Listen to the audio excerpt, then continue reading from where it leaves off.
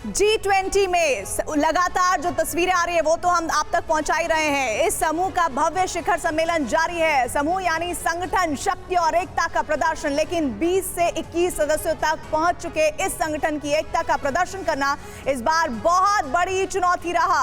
ये चुनौती आई रूस यूक्रेन युद्ध की वजह से। दरअसल यूक्रेन के समर्थक पश्चिमी देशों की मंशा रही कि शिखर सम्मेलन के साझा बयान में यूक्रेन पर रूस के आक्रमण की कड़ी आलोचना की जाए। लेकिन रूस और चीन इस बात पर आपत्ति जता रहे थे। भारत इस मुद्दे पर G20 देशों के बीच सहमति बनाने की कोशिश में कामयाब रहा। यह सहमति कैसे बनी, इस रिपोर्ट के जरिए जल्दी से समझ लीजिए।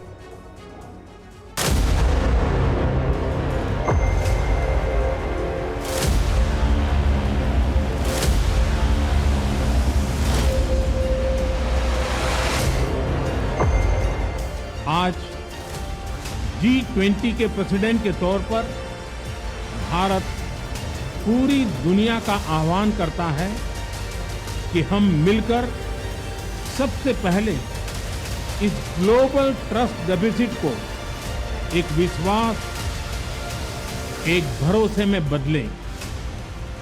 यह हम सभी के साथ मिलकर चलने का समय है।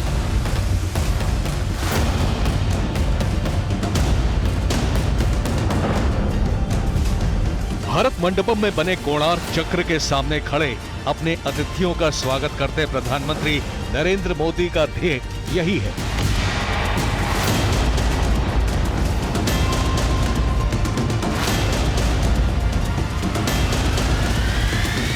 विश्व शक्तियों के बीच भरोसे की कमी को पूरा करना, सबका साथ और सबका विश्वास के सहारे विश्व विकास का चक्र आगे बढ़ाना।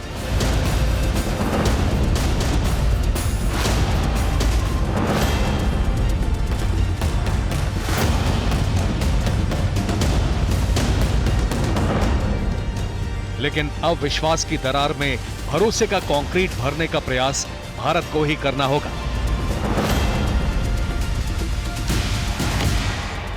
G20 शिखर सम्मेलन 2023 की सबसे बड़ी चुनौती यही रही, क्योंकि दुनिया इस वक्त नेटो और रूस के वर्चस्व की जंग के दौर से गुजर रही है।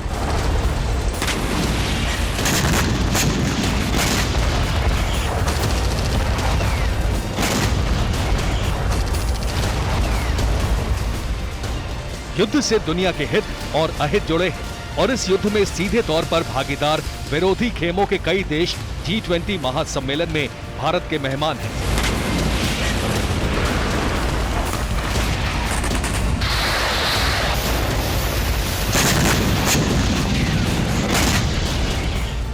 एक तरफ America, France, Germany, Canada, Britain, तुर्की हैं, तो दूसरी तरफ रूस और चीन है।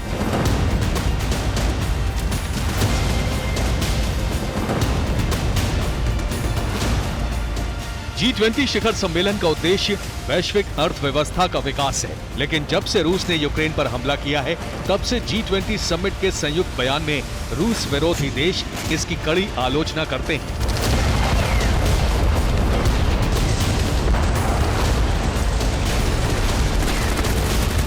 रूस ने फरवरी 2022 में यूक्रेन पर हमला किया और इसके बाद जब इंडोनेशिया में G20 समिट हुई तो साझा बयान में रूस के हमले की तीखी आलोचना की गई। ये चुनौती इस बार भी बनी, लेकिन भारत संतुलित साझा बयान जारी करने की चुनौती से बड़े ही कूटनीतिक अंदाज में निपटा।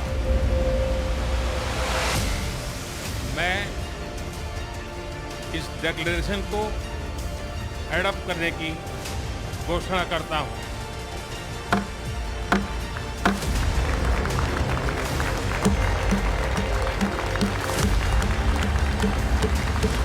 जिस साझा बयान पर प्रधानमंत्री मोदी की मुहर लग चुकी है, उसे तैयार करने में कई देशों की सहमति लगी। उसके एक एक शब्द को तोल मोल कर लिखा गया है। इसको अंतिम रूप देने में कई दिन लगे, क्योंकि यूक्रेन के समर्थक देशों का पहले से ही ये एजेंडा था कि युद्ध की तीखी आलोचना की जाएगी।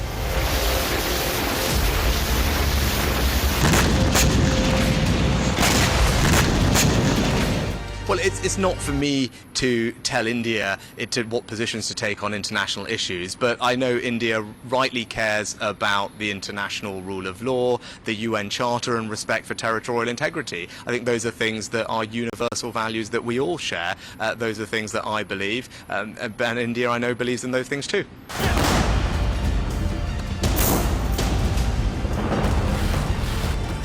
रूस यूक्रेन का युद्ध ही G20 2023 के साझा बयान में सबसे बड़ी बाधा बना। बाधाएं क्या रही, ये समझिए।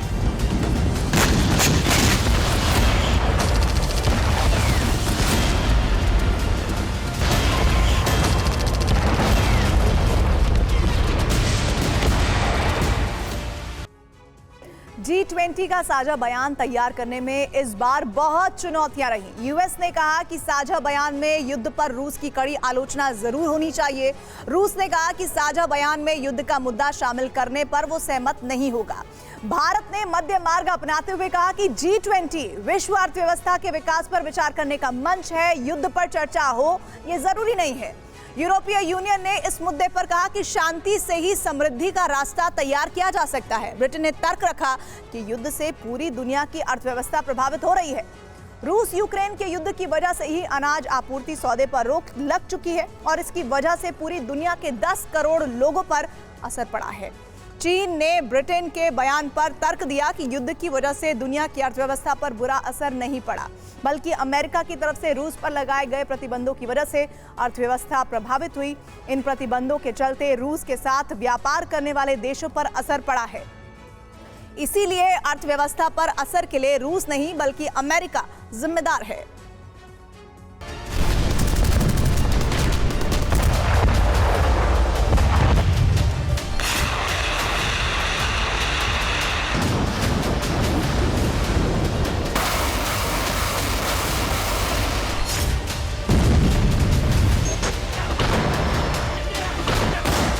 रूस यूक्रेन के बीच बरसते बारूद का असर दिल्ली के महासम्मेलन पर पड़ा।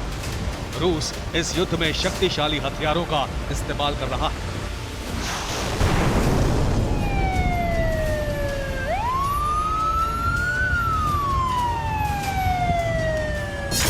लेकिन भारत को इस महायुद्ध की अंतर्राष्ट्रीय समस्या से निपटने के लिए कूटनीति के हथियार का इस्तेमाल करना पड़ा।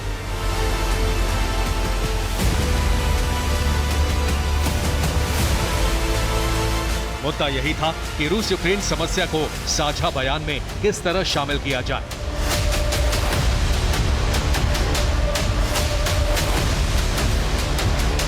शब्द ऐसे हो जिनसे अमेरिका और यूक्रेन के बाकी समर्थक देश भी सहमत हो और सार ऐसा हो जिस पर रूस और उसके बाकी समर्थक देश भी राजी हो जाएं।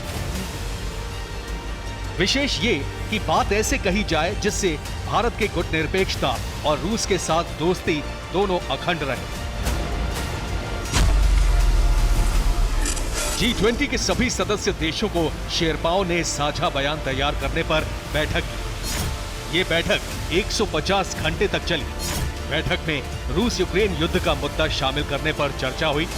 G7 और रूस चीन के बीच मतभेदों को दूर किया गया। इस बैठक में यूक्रेन रूस समस्या को साझा बयान में शामिल किया गया। साझा बयान के हर शब्द पर सभी देशों ने अपनी सहमति जताई।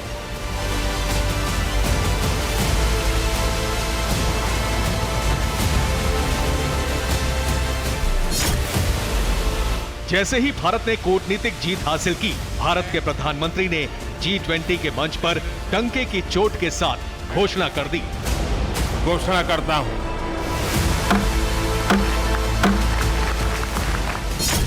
साझा बयान का यही वो दस्तावेज है जिस पर सभी सदस्य देशों को सहमत करने में भारत कामयाब रहा है।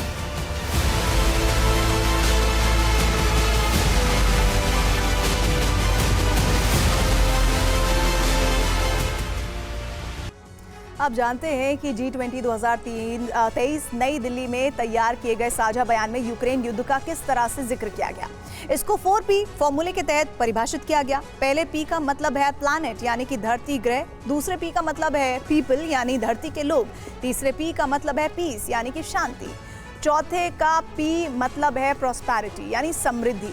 यूक्रेन युद्ध पर साझा घोषणा पत्र में पहला पॉइंट ये कहा गया कि युद्ध और विवादों से दुनिया पर नकारात्मक असर हो रहा है और इसके अलावा लिखा गया कि सभी देश यूएन चार्टर के उद्देश्यों सिद्धांतों के मुताबिक व्यवहार करें, किसी भी देश की क्षेत्रीय अखंडता, संप्रभुता, स्वतंत्रता के खिलाफ शक्ति प्रयोग न किया जाए। G20 राजनीतिक या फिर सिक्योरिटी या रक्षा समाधान का मंच नहीं है। Global food security, energy security, जी हाँ, उस पर भी युद्ध का नकारात्मक असर हो रहा है। ब्लैक सी से रूस यूक्रेन के अनाज और उर्वरक की आपूर्ति शुरू होनी चाहिए। साथ ही खाद्य और ऊर्जा सुरक्षा देने वाले इंफ्रास्ट्रक्चर पर युद्ध के दौरान हमले रोके जाएं। डिप्लोमेसी और डायलॉग से विवादों का समाधान होना चाहिए। ये युद्ध का समय नहीं बल्कि वन अर्थ, वन फैमिली और वन फ्यूचर का दौर है। देखिए, कुल मिलाकर ये बात साफ तौर पर कही गई है कि किस तरह से इस पूरे मंच में सिर्फ और सिर्फ अगर बात होगी तो होगी बात सिर्फ शांति की, और युद्ध की अगर बात की जाएगी, युद्ध पर स्टेटमेंट दिए जाने की बात की जाएगी तो भारत ने पुरजोर तरीके से इस मंच का नहीं इस्तेमाल होने देने की कोशिशें की है, जिसमें भारत कामयाब भी रहा है। हिंदुस्तान में रूस यूक्रेन युद्ध का हल तलाशने की कोशिशों के बीच यूक्रेन में जंग और जबरदस्त हो गई है। रूस के परमाणु केंद्र पर हमला और रूस के ब्रियांस्क में अटैक का ऐसा बदला लिया गया है कि यूक्रेन के कई शहरों में भारी तबाही हुई है। रूस ने एक बार फिर इस्कंदर मिसाइलों से यूक्रेन को दहला दिया है। जेलेंस्की के होम टाउन पर भी ताबड़तोड़ प्रहार किया गया है।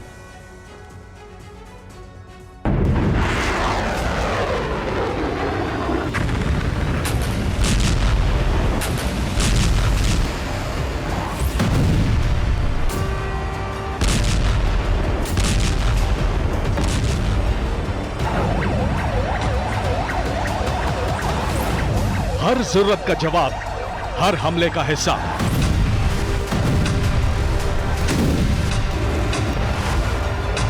एक धमाके के बदले 10 धमाके।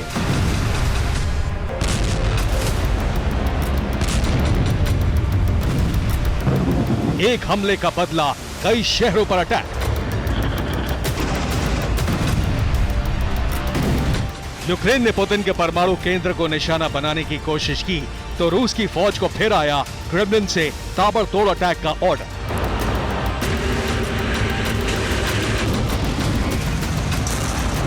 पुतिन के आदेश का ऐसा असर हुआ कि कुछ ही घंटे में यूक्रेन के कई इलाके जल उठे।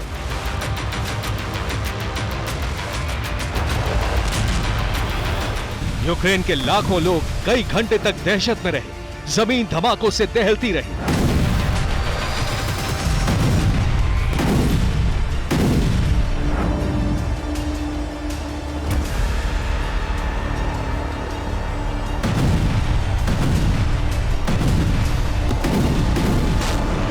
पुतिन के बदले की आग की आंच कीव में बैठे जेलेंस्की को महसूस हो, इसलिए टारगेट पर जेलेंस्की का होम टाउन क्रीवी रीह भी था।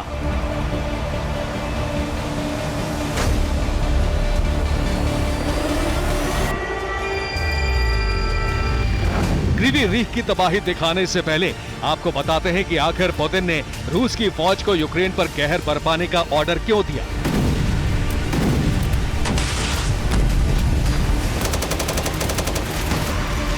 शुक्रवार को रूस के ब्रियांस्क में यूक्रेन ने ड्रोन से हमला किया। यूक्रेन ने ब्रियांस्क में 7 ड्रोन से अटैक किए। यूक्रेन ने ब्रियांस्क के एक रेलवे स्टेशन पर धमाका किया। ब्रियांस्क की एक फैक्ट्री पर भी ड्रोन से धमाका किया गया।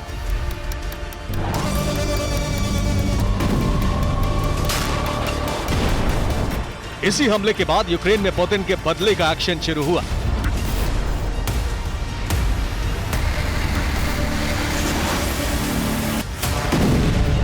वीडियो में रिहायशी इमारत और मार्केट नजर आ रहा है।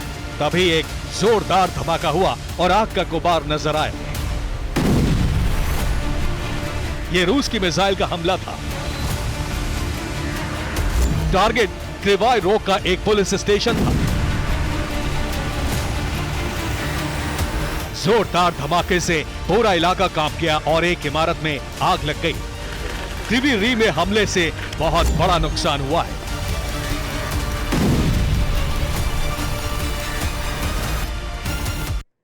बड़ी खबर ये कि क्रीवी री में रूस ने इस्कंदर मिसाइलों से हमला किया है। टारगेट पर कुछ खास इमारतें थी। पहला हमला एक पुलिस स्टेशन पर हुआ, वहां यूक्रेन के अफसरों की बैठक चल रही थी। मिसाइल अटैक में एक पुलिस अफसर की मौत की भी खबर है। 6 पुलिस वाले जख्मी हुए हैं। रूस ने एक के बाद एक कई मिसाइलें दागी, जिसमें अब तक 74 लोगों के जख्मी होने की रिपोर्ट है और 14 इमारतों को नुकसान हुआ है। 17 अपार्टमेंट तबाह हो गए हैं। 4 रिहायशी मकान भी बर्बाद हो गए हैं।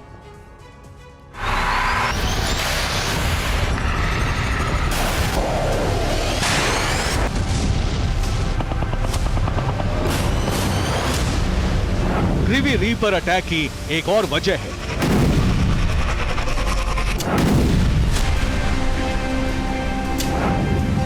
रिपोर्ट के मुताबिक क्रीवी री की जिस इमारत को टारगेट किया गया, वहां यूक्रेन की सेना के अफसरों की मीटिंग चल रही थी।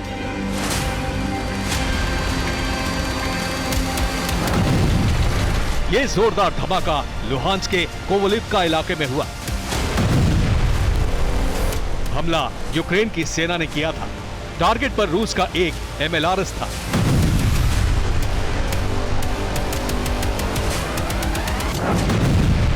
माना जा रहा है कि यूक्रेन ने एंटी टैंक मिसाइल का इस्तेमाल किया, इसीलिए इतना जोरदार धमाका हुआ।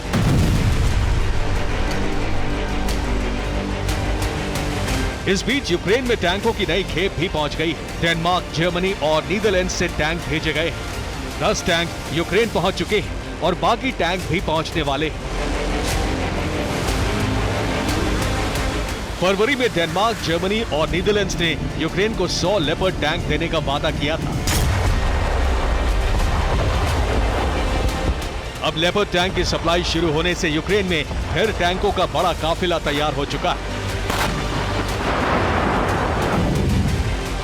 ये यूक्रेन का सुखोई 25 फाइटर जेट है। यूक्रेन लगातार इन विमानों से हवाई हमले कर रहा है। यूक्रेन इन फाइटर जेट से रूस के भीतर मिसाइलें दाग रहा है। युद्ध के बीच सैनिकों के हाथों में गुब्बारे देखकर आपको हैरानी हो रही होगी। ये तस्वीर अवदीपका की है।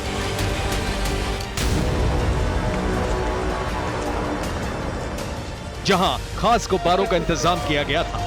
मकसद यूक्रेन के सैनिकों को अपनी जीत का प्रदर्शन करना था। इन गुब्बारों से यूक्रेन के झंडे को बांधकर हवा में उड़ाया गया।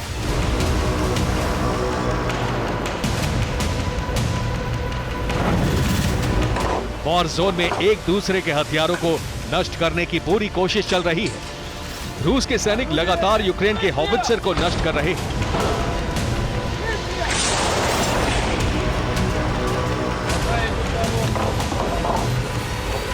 अवदीपका इलाके में देखिए कैसे यूक्रेन के एक इन्फेंट्री फाइटिंग व्हीकल को नष्ट कर दिया गया।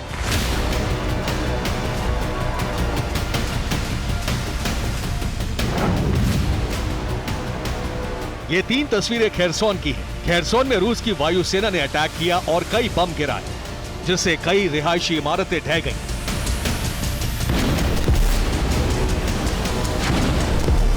वॉर जोन से आई इन तस्वीरों की डिटेल तो नहीं आई है, लेकिन माना जा रहा है कि ये यूक्रेन का हथियारों का गोदाम रहा होगा, जिसे रूस ने नष्ट कर दिया।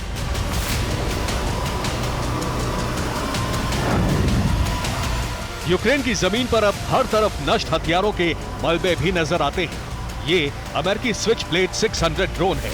रूस के सैनिकों ने इस ड्रोन को गिरा दिया है।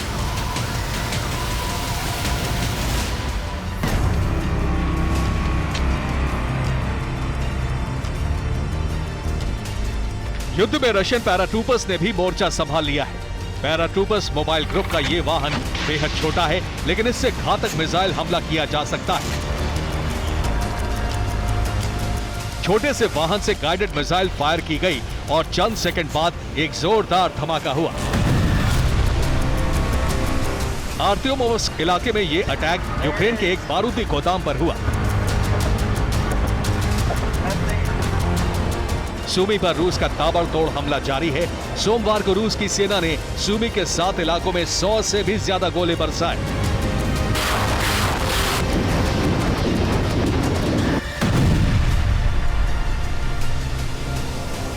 सूमी में भारी गोलाबारी की वजह से भारी बर्बादी हुई है। रिहायशी इलाकों को यूक्रेन ने पहले ही खाली करा लिया था।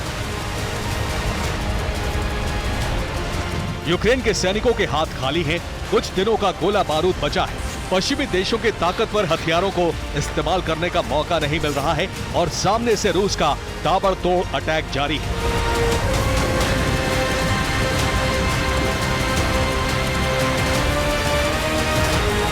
लेपर्ड और चैलेंजर जैसे टैंकों से निपटने के लिए रूस ने टैंकों की भारी तैनाती कर दी है। अब वो टैंक यूक्रेनी ठिकानों को तबाह कर रहे हैं। अजोब लड़ाके कैसे रूस के टैंक और आर्मर्ड व्हीकल को नष्ट कर रहे हैं, ये आपको इस वीडियो से पता चलेगा।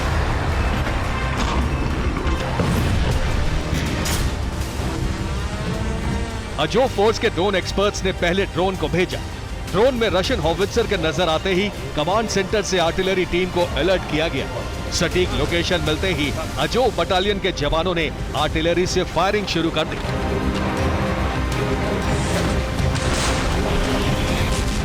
इस हमले में रूस का एक D-30 हॉवित्जर नष्ट हो गया।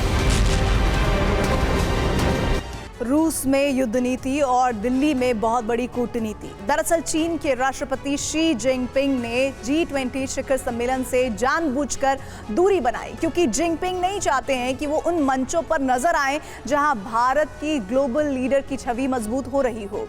लेकिन जिनपिंग ने सम्मेलन में हिस्सा न लेकर भी इस बात की पूरी कोशिश की कि भारत के एजेंडे में किसी न किसी तरह वो अड़ंगा लगाएं।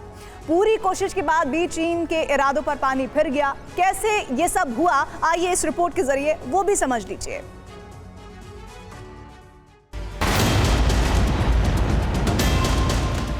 मजबूत कनेक्टिविटी और इंफ्रास्ट्रक्चर मानव सभ्यता के विकास का मूल आधार है। This is a big deal. This is a real big deal. प्रधानमंत्री नरेंद्र मोदी ने भारत के विस्तारवादी पड़ोसी चीन के खिलाफ दिल्ली के मंच से सबसे बड़ा कदम बढ़ा दिया है।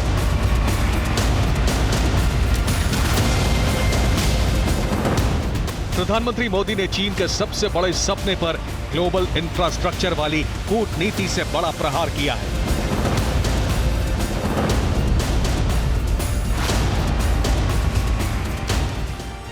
मजबूत कनेक्टिविटी और इंफ्रास्ट्रक्चर मानव सभ्यता के विकास का मूल आधार है।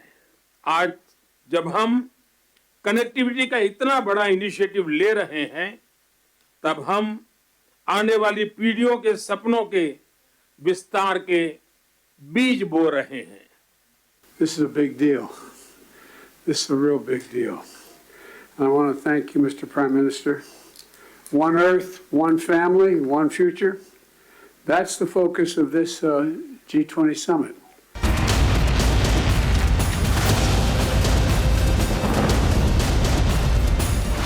ये वन अर्थ, वन फैमिली और वन फ्यूचर की तरफ भारत का सबसे बड़ा कदम है।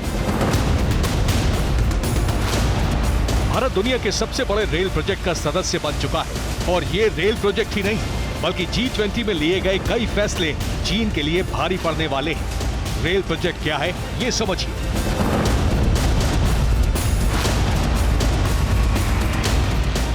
इस प्रोजेक्ट को Bharat middle east Europe connectivity corridor नाम दिया गया है।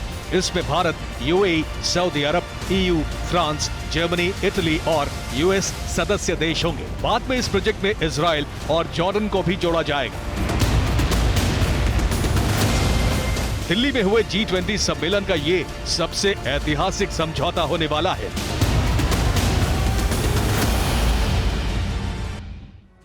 G20 समिट में आकार लेने वाले ये प्रोजेक्ट चीन की हड़प नीति पर हथौड़ा होगा और इस प्रोजेक्ट में भारत के पोर्ट को जल मार्ग से UAE से जुड़ा जाएगा और इसके बाद UAE से सड़क और रेल के जरिए सऊदी अरब को जोड़ा जाएगा। सऊदी अरब से सड़क और रेल के जरिए इजराइल को जोड़ा जाएगा और इजराइल से जल मार्ग के जरिए भूमध्य सागर से होते हुए इटली को जोड़ा जाएगा।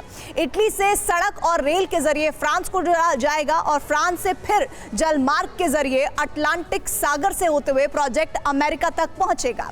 हालांकि इस प्रोजेक्ट में इजराइल और जॉर्डन दोनों देशों को बाद में जोड़ा जाएगा।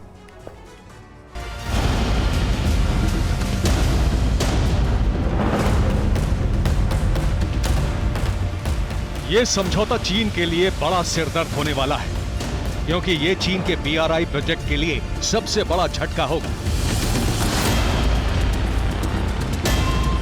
BRI चीन का सबसे बड़ा रेल रोड और समुद्री मार्ग तैयार करने का प्रोजेक्ट है। इसका मुख्य हिस्सा क्या है, ये समझिए।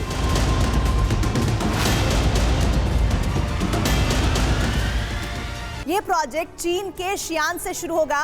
मंगोलिया, पाकिस्तान, अफगानिस्तान, ईरान, तुर्की, बुल्गारिया और उसके बाद आगे किस तरह से जुड़ेगा ये बताते हैं आप। बिल्कुल, बुल्गारिया, रोमानिया, यूक्रेन, बेलारूस और पोलैंड होते हुए ये पूरे यूरोप को जोड़ेगा प्रीति। और चीन का प्लान इससे कहीं ज्यादा बड़ा है। ये समुद्री मार्ग से अटलांटिक महासागर से होते हुए लैटिन अमेरिका, उसके बाद अफ्रीका से श्रीलंका, बांग्लादेश और म्यांमार होते हुए दोबारा चीन तक पहुंचने का प्लान है। और अभी आप स्क्रीन पर सिर्फ यूरोप तक का ही हिस्सा देख रहे हैं। ये जो मैप आप देख रहे हैं उसमें सिर्फ और सिर्फ यूरोप तक का हिस्सा है, लेकिन चीन के इस महत्वाकांक्षी प्रोजेक्ट में बड़ी अड़चनें आने लगी हैं।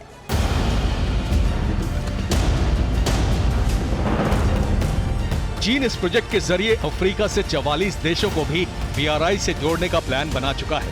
अफ्रीका के 44 देश इस वक्त BRI प्रोजेक्ट के सदस्य हैं, लेकिन भारत के ग्लोबल रेल प्रोजेक्ट के जरिए अफ्रीका में भी चीन को चोट पहुंचने की तैयारी हो चुकी है। आप सबकी सहमति से चीन के इस प्रोजेक्ट को मात देने के अलावा भारत ने उसको एक और बड़ा झटका दिया है। भारत की पहल पर अफ्रीकी संघ को G20 के 21वें सदस्य के तौर पर प्रवेश मिल गया है।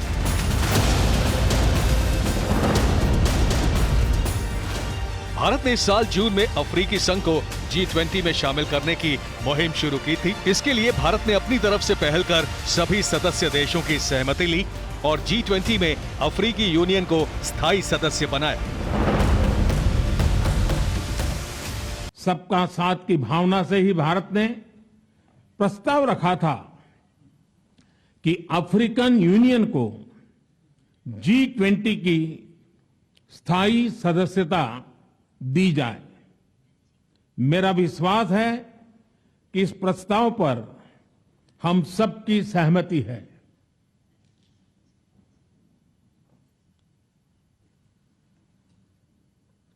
आप सबकी सहमति से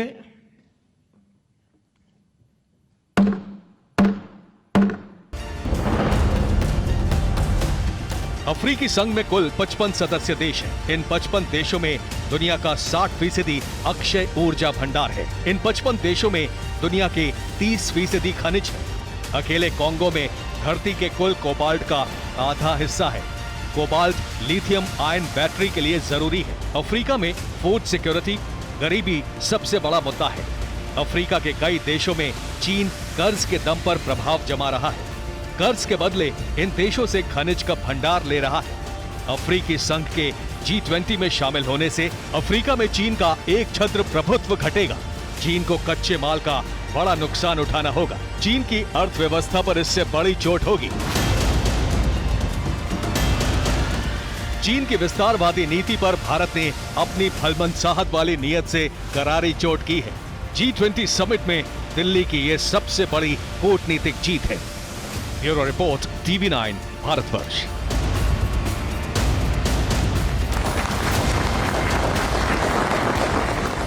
बड़ी खबर आ रही है, क्रीमिया के सिमफेरोपोल में भीषण आग लग गई है। रूस की मिलिट्री यूनिट में ये आग लगने की खबर आ रही है। यूक्रेनी सेना पर ड्रोन हमले का शक है। सैन्य ठिकाने के जलने की तस्वीरें भी आ गई हैं जो अभी TV9 भारतवर्ष की स्क्रीन पर आप देखेंगे। लेकिन जानकारी ये है कि क्रीमिया के सिमफेरोपोल में भीषण आग की जानकारी है। देखिए तस्वीरें, रूस की मिलिट्री यूनिट में ये आग लगी है और यूक्रेनी सेना पर ड्रोन हमले का शक जताया जा रहा है और सैन्य ठिकाने के जलने की तस्वीर है ये।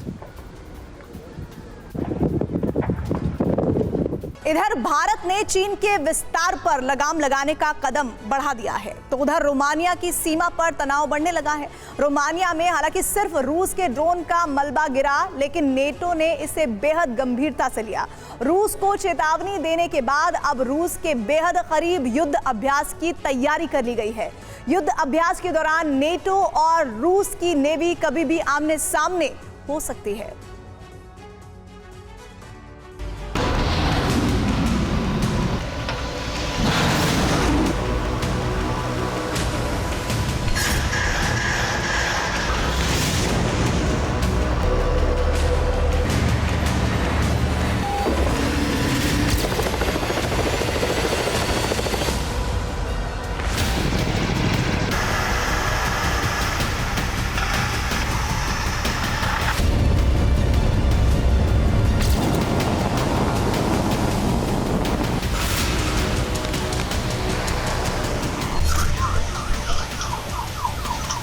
पोलैंड नहीं, रोमानिया का बॉर्डर एक बड़े विनाश का संकेत दे रहा है।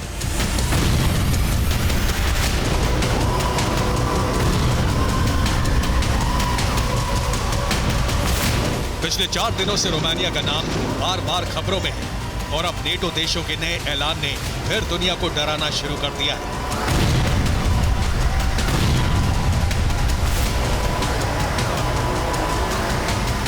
क्योंकि फिर तैयार हैं युद्धपोत, फिर रूस की घेराबंदी के लिए चक्रव्यूह तैयार होने लगा है।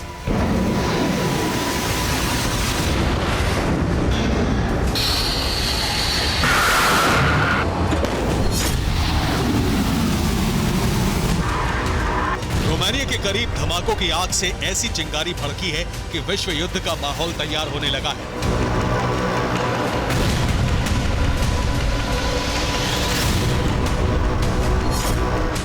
ब्रिटेन की वायुसेना ब्लैक सी के करीब पहुंच चुकी है। दूसरी तरफ अमेरिका के युद्धपोत ब्लैक सी की तरफ रवाना हो चुके हैं।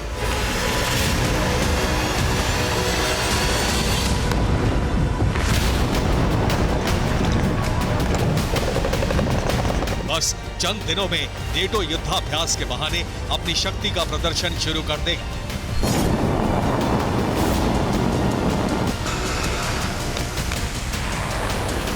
इस दौरान नेटो की एक भी गलती या उकसाने वाला एक भी कदम पुतिन के सब्र को खत्म कर सकता है। सबसे पहले आपको बताते हैं कि क्या होने वाला है।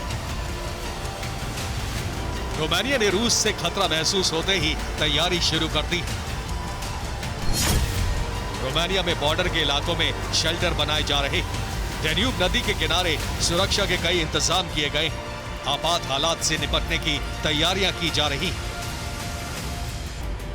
रोमानिया में रूस के ड्रोन के मलबे गिरने के बाद अमेरिका भी एक्शन में है। बाइडेन हिंदुस्तान में G20 समिट में शामिल हो रहे हैं, तो दूसरी तरफ पेंटागन में उनके जनरल नई रणनीति बना रहे हैं। रूस को चेतावनी देने के लिए अमेरिका ने युद्धाभ्यास का ऐलान कर दिया है। अमेरिका की नेवी युद्धाभ्यास के लिए ब्लैक सी पहुंच रही है और रोमानिया की नेवी के साथ साझा युद्धाभ्यास किया जाएगा।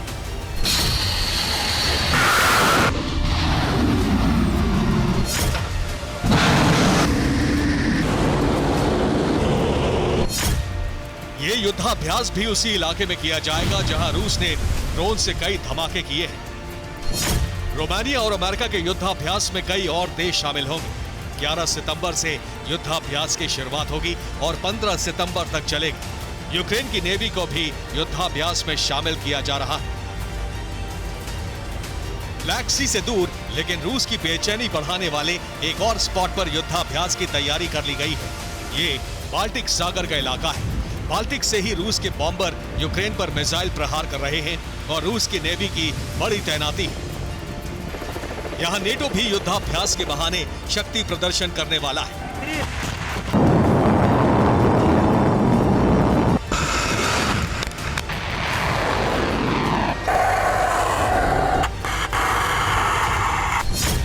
युद्धाभ्यास के नाम पर नेटो के 30 युद्धपोत बाल्टिक में आएंगे।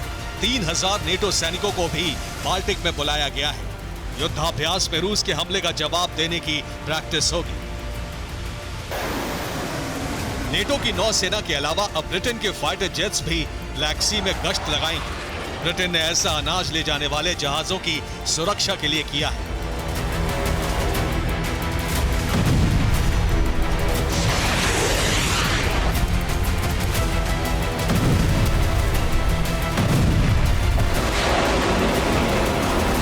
ब्रिटेन को शक है कि पुतिन की नौसेना अनाज ले जाने वाले कार्गो शिप पर हमला कर सकती है।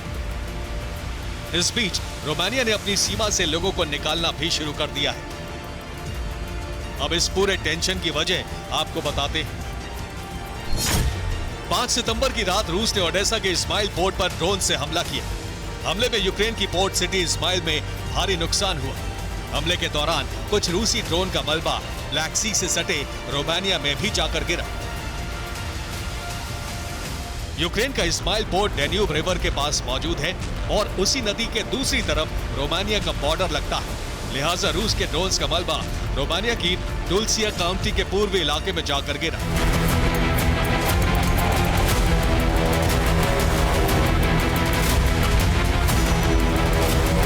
रोमानिया नेटो सदस्य है, लिहाजा अब नेटो हरकत में आ चुका है और रूस चेतावनी देने के साथ ही युद्धाभ्यास का भी ऐलान कर दिया गया है।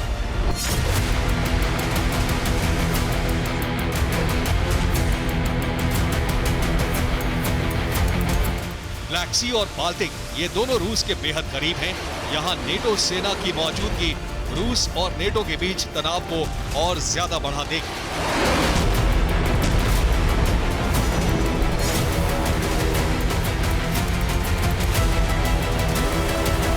दोनों ओर से उकसावे का एक भी एक्शन एक भयंकर युद्ध का परिणाम बन सकता है। Bureau report, TV9 Bharatvarsh. बड़ी खबर इस वक्त आ रही है। लुहांस्क में यूक्रेनी सेना का अटैक हुआ है। यूक्रेन के हमले में जले हैं रूस के हथियार और यूक्रेनी सेना का काउंटर अटैक सफल हो गया है। ये तस्वीरें आप देख रहे हैं यूक्रेन के हमले में जले रूस के हथियारों की, और इसमें जानकारी ये मिल रही है इस वक्त जो सबसे लेटेस्ट अपडेट है वो लुहांस्क में यूक्रेनी सेना का ये बड़ा अटैक हुआ है, जिसमें यूक्रेन के हमले से जल गए हैं रूस के हथियार और यूक्रेनी सेना का ये काउंटर अटैक सफल कहा जा रहा है। सीधे आपको लेकर चलते हैं। ये तस्वीरें G20 से भारत मंडपम से आ रही हैं, जहां प्रधानमंत्री मोदी और राष्ट्रपति मुर्मू और अमेरिका के प्रेसिडेंट जो बाइडेन नजर आ रहे हैं।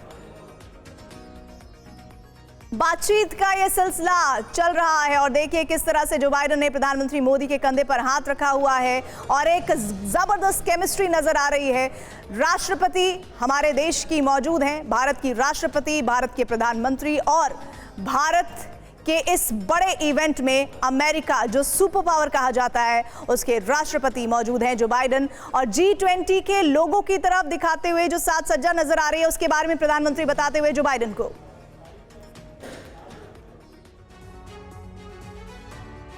रूस यूक्रेन जंग में अब एक और नेटो देश के टैंक की अग्नि परीक्षा हो रही है। लेपर्ड टैंक के काफिले को रूस ने बहुत आसानी से खत्म कर दिया है। अब रूस का नया टारगेट ब्रिटिश चैलेंजर 2 टैंक है।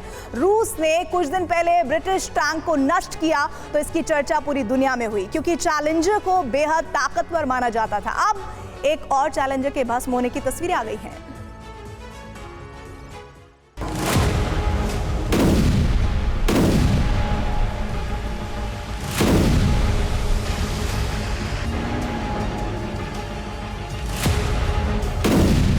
ब्रिटिश चैलेंजर 2 टैंक जितना सटीक निशाना उतनी ताकतवर आर्मर्ड शील्ड। इस टैंक को लेकर दावों की लंबी फहरिस्त है, लेकिन किसी भी योद्धा का असली इम्तिहान तो युद्ध के मैदान में ही होता है।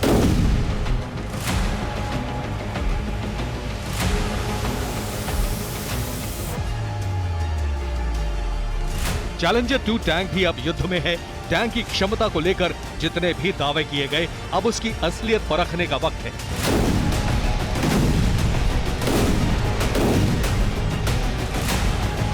यूक्रेन की सेना इस टैंक को पाकर बेहद उत्साहित थी। इसके निशाने की तुलना तो स्नाइपर गन से की जा रही थी,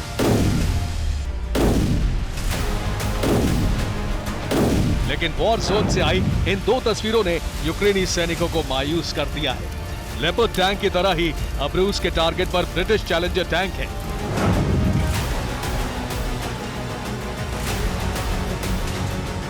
लगातार हमले हो रहे हैं और यूक्रेन अब तक 2 चैलेंजर टैंक गंवा चुका है।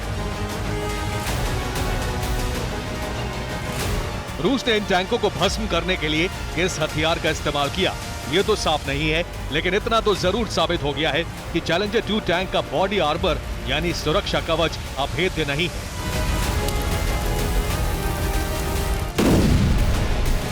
ज़ेलेंस्की के लिए यह बहुत बड़ा शौक है, क्योंकि जंग के मैदान में ब्रिटिश चैलेंजर को गेम चेंजर माना जा रहा था। ज़ेलेंस्की को भरोसा था कि चैलेंजर 2 का हाल लेपर्ड की तरह नहीं होगा।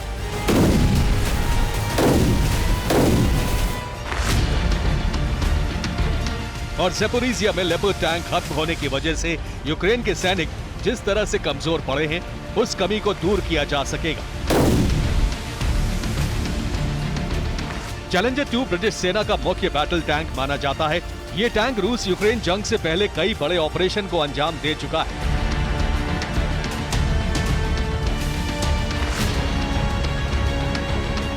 चैलेंजर टैंक को इराक, कोसोवो, बोस्निया और हर्जेगोविना में भी मिलिट्री ऑपरेशन में शामिल किया गया था।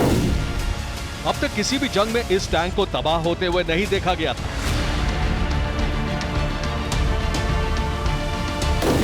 ब्यूरो रिपोर्ट, TV9 भारत पर।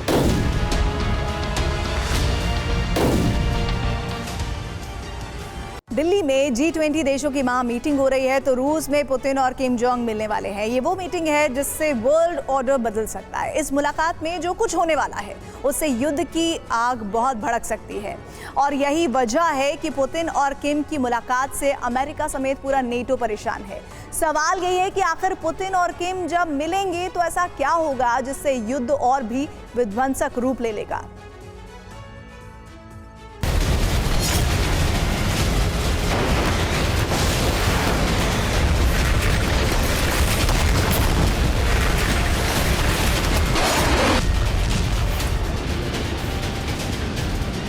रूस और यूक्रेन के युद्ध की आग और भी बारूदी होने जा रही है।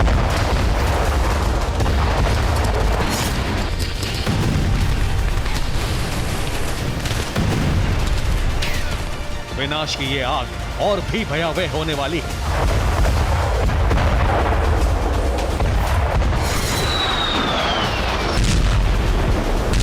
यूक्रेन के अस्तित्व पर बहुत बड़ा खतरा मंडरा रहा है, और इस खतरे की वजह है पुतिन और किम की मुलाकात।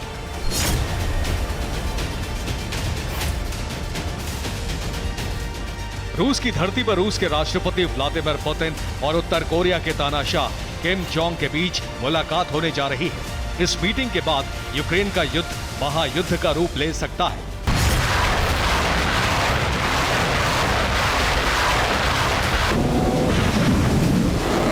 पुतिन और किम के युद्धक कदम इस बात का ऐलान कर रहे हैं।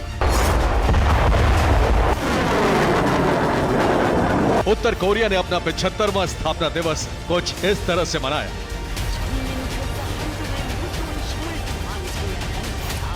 किम की मौजूदगी में उत्तर कोरिया की सेना ने शक्ति प्रदर्शन किया। प्योंगयांग की सड़क पर घातक मिसाइलों और हथियारों की भव्य परेड निकाली गई।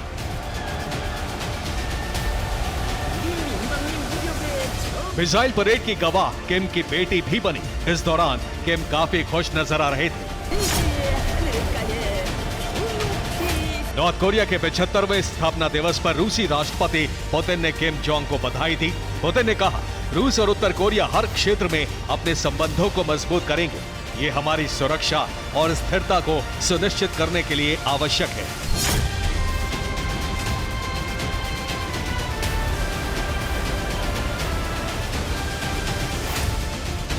조선민주주의인민공화국 국가가 방중하게 부활되는 고개 조선인민군 해군병의 위병들이 당장 70여 상상। इसी मौके पर किम जोंग ने अपनी विनाशक परमाणु पनडुब्बी को लॉन्च कर दिया। किम की ये सबमरीन ब्लू जोन से परमाणु हमला करने में सक्षम है।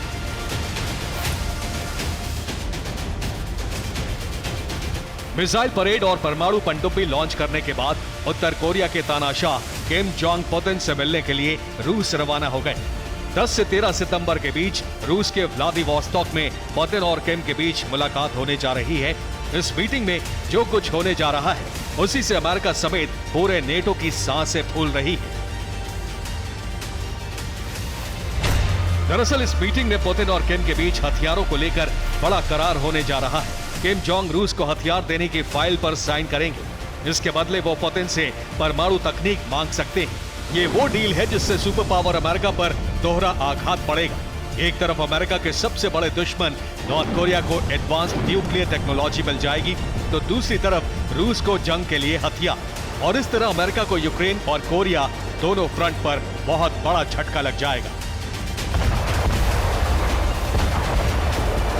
रूस की परमाणु तकनीक से किम जोंग उन एटमी धमाका करेंगे तो नॉर्थ कोरिया के हथियार से पुतिन यूक्रेन में नेटो की युद्ध नीति को ध्वस्त करेंगे।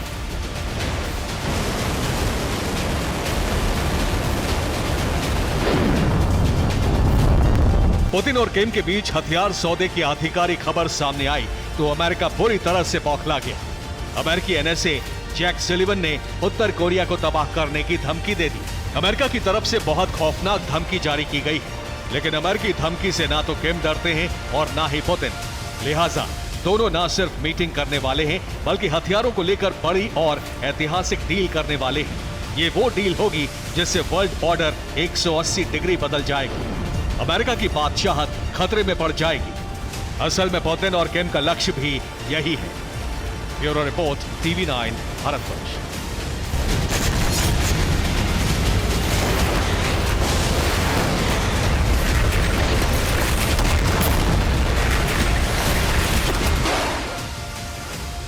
G20 शिखर सम्मेलन में भारत की भव्य झांकी दिख रही है। विदेशी मेहमान भारतीय रंग में रंगे नजर आ रहे हैं। कई राष्ट्र अध्यक्ष अपनी पत्नी और परिवार के साथ शिखर सम्मेलन में भाग ले रहे हैं। जापान के पीएम की पत्नी तो भारत मंडपम साड़ी पहनकर पहुंची और इसके अलावा भी कई देशों के राष्ट्र अध्यक्ष दिल्ली से आगरा और जयपुर तक भारत दर्शन कर रहे हैं।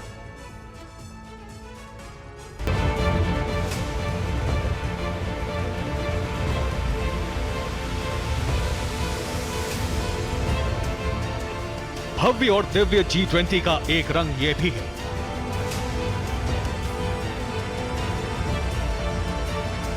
कई देशों के राष्ट्राध्यक्ष अपनी पत्नियों और परिवार के साथ पधारे हैं।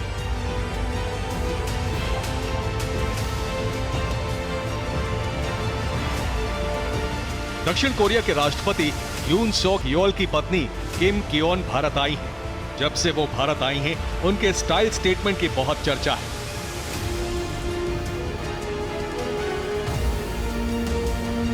ब्रिटेन के प्रधानमंत्री ऋषि सुनक के साथ उनकी पत्नी अक्षता मूर्ति भी भारत आई।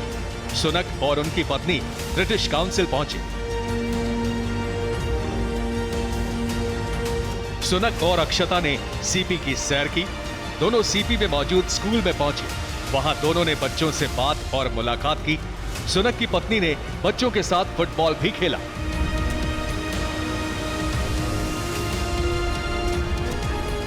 इंडोनेशिया के राष्ट्रपति जोको विडोडो का पूरा परिवार दिल्ली आया है। विडोडो के परिवार ने आगरा में ताजमहल का दीदार किया।